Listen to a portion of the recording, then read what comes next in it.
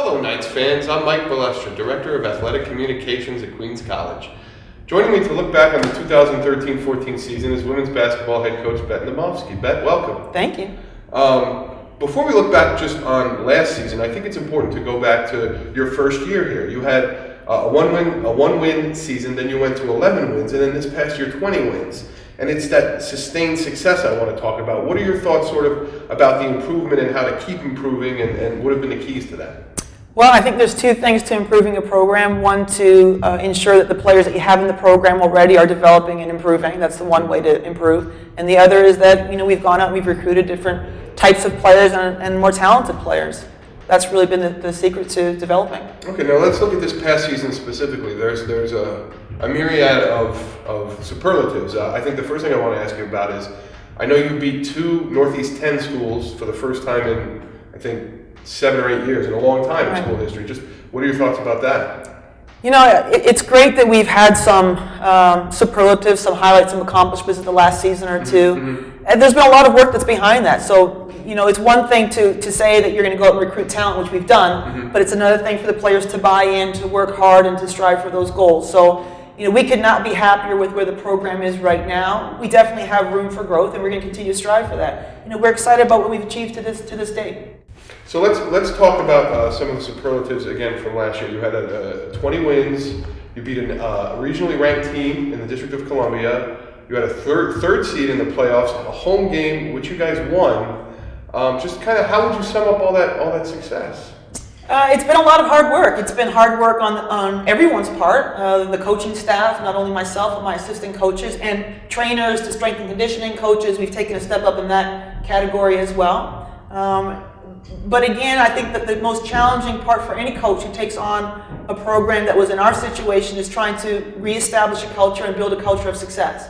We're not quite there yet. We've definitely on the right track, and we won a lot of games this season, which is great. But we're still trying to get that foundation of what it means to be a successful program day in and day out. And the other thing is, we've recruited great talent, but for the most part, that talent has bought in. They're working really hard, and without their buy-in and the hard work that they've put into my vision and my direction, we would not have achieved what we've achieved this year. So we could not be happier with where we are right now, but we definitely have some room for growth. Now, as a coach, you talked about the incoming players buying in. What do you think you have to do to get them to buy in? Is there anything that sort of magic elixir? We make demands. We have expectations and standards that you have no choice but to meet. So over time, they understand that you're going to have to meet them. So. But again, going back to that building a culture of success, that's really what it comes down to. We do have standards and expectations in this program, but there's nobody who's been in this program for more than 2 years. And that's part of that growth that we have to achieve. So next year, that class that we're freshmen, when I first came in, will be juniors next year. And that's where I think that we may turn that corner in really starting to become consistently successful in everything that we do. Well, let's actually start looking at some of the players. When you look back to this past season, first, who were the players that, let's say, didn't surprise you? Let's say, who were the players that you thought would play well and did, and what made them successful? Well, I think everybody on this team surprised me. Okay. I knew that Madison Rowland was an exceptional talent coming in. Mm-hmm. I was extremely excited over the summer knowing that I would have her in the fall. But even she surpassed my expectations. I mean, this is a young lady that when I went to go see on her senior night, knocked down, 7 threes and scored 28 points and only played 3/4 of that game. So I knew that there was potential there. But even she surpassed that. Having a triple-double as a freshman, mm-hmm. Having a 40-point game, and having, I think, 3 or 4 games where she scored more than 30 points, surprised me. And, I recruited her partially because of her defense. I knew how great she was at stealing the ball. Mm. But did I think she was going to end up number 1 in the country in that category?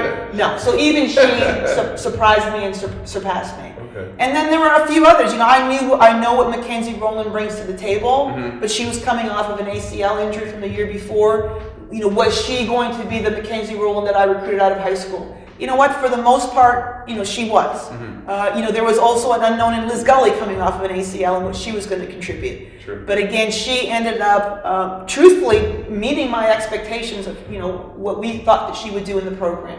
Mm-hmm. Kristen as well, although she was Rookie of the Year, she owes half of that Rookie of the Year to Bria Jackson, and not having Bria in and having Kristen. What was she going to look like with this new team?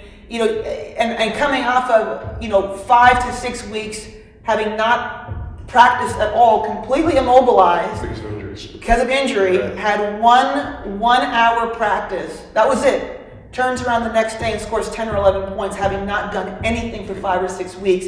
Again, that was surprising to me. Okay, well, I want to go back to Madison for a minute. You said she obviously exceeded your expectations. I think she exceeded a lot of people's expectations. She was first team all conference. She was Rookie of the Year, and 8-time Rookie of the Week, 2-time Player of the Week. Yeah. What's the ceiling like for a player like her? I'll be honest with you. I told Madison back in October, Madison's potential is sky high.